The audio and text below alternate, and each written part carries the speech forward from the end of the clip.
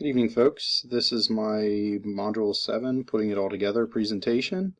I chose to use Canva. It's a presentation software that I've never used before. I thought that there was a lot of information and I didn't want to just put a document that was extremely wordy, so I just had some fun arranging some bullet points so that I had a little something to refer to. In this module, I'm going to go over my philosophy, how I would teach an online lesson, some considerations that I would have to keep in mind as far as reaching all students, some of the modifications I'd have to make after going through this course and gaining a little bit of understanding of online education. I still think that I have quite a bit that I can work on, but this class has definitely given me a little bit of a starting point. So we'll talk a little bit about those. The ahas that I have, some of the things that really stood out to me from this course that I'm kind of still amazed about for online education. And some of the questions, which I will reserve to try and stay off my soapbox a little bit as far as that goes, but we'll get there. All right, so first, my philosophy. My philosophy as an educator is I want to create lifelong educational opportunities for students. And what I mean by that is my goal isn't just to get a kid to pass my class. I want them to be a positive contributor to society, to their community, to one another. So it's so much more than just in the classroom. I believe that in an online setting, with the flexibility that we have with the synchronous and asynchronous tools, once we put those online, there's no reason that students can't go back and use those resources for the rest of their lives. And I think that that's an extremely powerful option that we have. These videos and things that we create, the lessons, the presentations, those are things that, depending upon what children choose to do for a career or to contribute in society, they can use those things for the rest of their lives. And that is something that is of the utmost importance to me. I think that students need to have a direction in life, and once they're on that direction, there are some things that they'll forget about. And with these online tools that we've learned about, they can use those for the rest of their lives, possibly, if need be. And I think that that lifelong education approach is extremely important.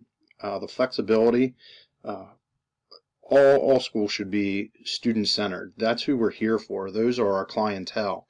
No matter what anybody thinks, no matter who's looking at scores or who's rating us or how you're graded on a day-to-day basis or a year-to-year basis, the people that should matter to us the most are our students. And the flexibility that online education can provide really is amazing.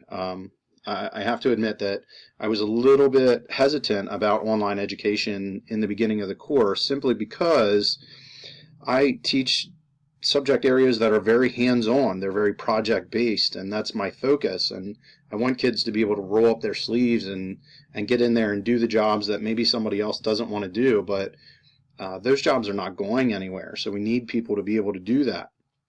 Online education, although I don't think that it can replace what we do in a hands-on setting, I think it adds a dimension that students can now spend some time outside doing more research, and we can give them the tools, we can give them direction, we can teach them basic knowledge, and then when they come into a lab setting, whether it be technology education, which is what I teach in manufacturing, or science, where it's a physics project, or biology, where you're doing dissection, or so many other things. If you're creating maps in geography, and something as simple for like younger kids, counting money and things like that, hands-on, we can utilize these tools to really give them the background knowledge so that they can have more of those great hands-on experiences without spending so much time in front of a board going over lessons and things like that. You can use the synchronous so that you can get a little bit of interaction, and then record your sessions so that they can go back and see them over and over and over again if need be, and then back that up with some hands-on approach. I think that student focus and flexibility that it gives them the sky's the limit. So pretty impressed by that, and that's something that I'm looking forward to utilizing. Meeting the needs of all students. This was something that really stood out to me when we started talking about in Module 6 some of the differentiating for all students, some of the guidelines that are in place. It's pretty amazing to me that these tools are already in place for us.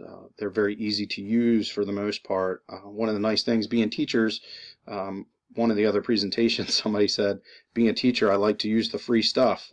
That's one of the most common themes that I hear, and I absolutely agree with.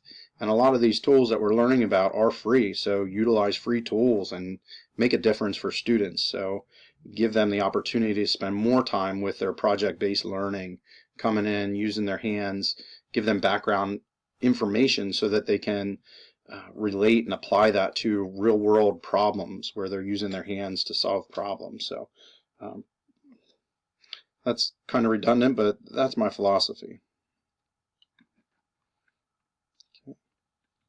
If I were to develop a lesson, a lot of my lessons center around safety. I teach manufacturing. We use a lot of equipment that can be potentially harmful. So in an online setting, I can't see myself ever going to a 100% online program, but with the ability of blended or flipped classrooms, I can present my safety review sheets and my safety quizzes right online, and I do some of that already. I use Google Docs and Google Forms quite a bit, so there's no reason that I couldn't create demos where kids are watching a video, and it could be synchronous or asynchronous, where they're getting that experience online. They then are doing the review sheets and doing the safety quizzes online, so that when they come into the classroom, rather than spending half of their block going over these things, they already have that background information and they can get right to work.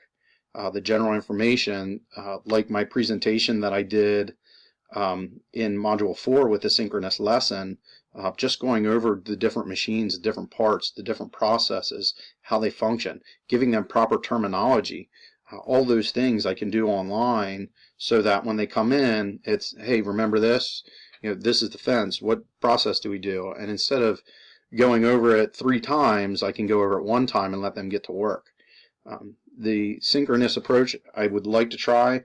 I'm kind of having a hard time with that because I do want to use the online tools because I believe that it gives flexibility to our students, but synchronous kind of makes it very hard to continue with that flexibility because now students are having to spend time in front of a computer at a set time, which saves room in the classroom, but is it really flexible for students outside of school?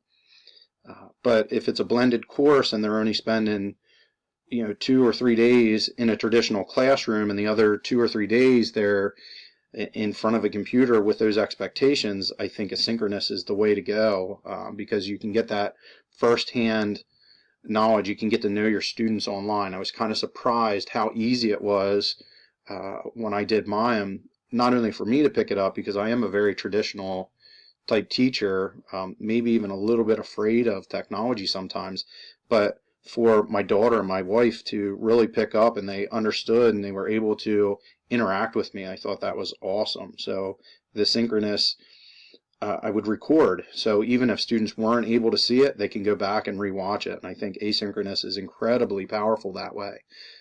It would always be available. I would give discussion options if there's not a regular discussion board. Sharing email and things like that would really be powerful to hammer that home. So those are some of the things that I would do for a lesson as I move forward. It'd still be the same lessons, but with some different spins. Some of the considerations, I think that you have to set expectations extremely high. Let students know right up front what's accepted, what's not accepted, language to be used, making sure that they understand they're still in a school setting as opposed to just on the street or talking to friends, that this is for everybody and they need to be extremely careful about some of those things. And again, the synchronous I think is great. However, I think that it still kind of takes away, you have to balance making sure that all students in the class are being engaged. If you have a class where your size, you're talking about, anywhere from 30 to 50 kids, does a synchronous environment, is that conducive for a class that size? If you're talking 80-minute blocks, how can you possibly talk to 50 students and give a presentation in that amount of time? So I think balancing the synchronous, depending on how much time you have and how many students are in your class, finding that balance is something that has to be considered. The asynchronous side of it, again, I think it works well, but you have to be extremely mindful, like we talked about in Module 6 when we were going over all the special considerations and for learning disabilities, if it be visual impairment or hearing impairment, things like that. You need to make sure that we're looking into those different guidelines and things like that to make sure your presentations are clear, students can see them, can hear them, understand them. Moving on to my ahas. Some of my ahas were just how similar teaching in a traditional classroom and an online classroom really are. How you really have to pay attention and look for those cues, where in traditional we're looking for facial cues. Do you look confused? Where you're on an online setting, it's instead of looking so much, you're listening. You're listening for those questions and trying to hear those kind of, hey, I need help. Trying to pick up on those things.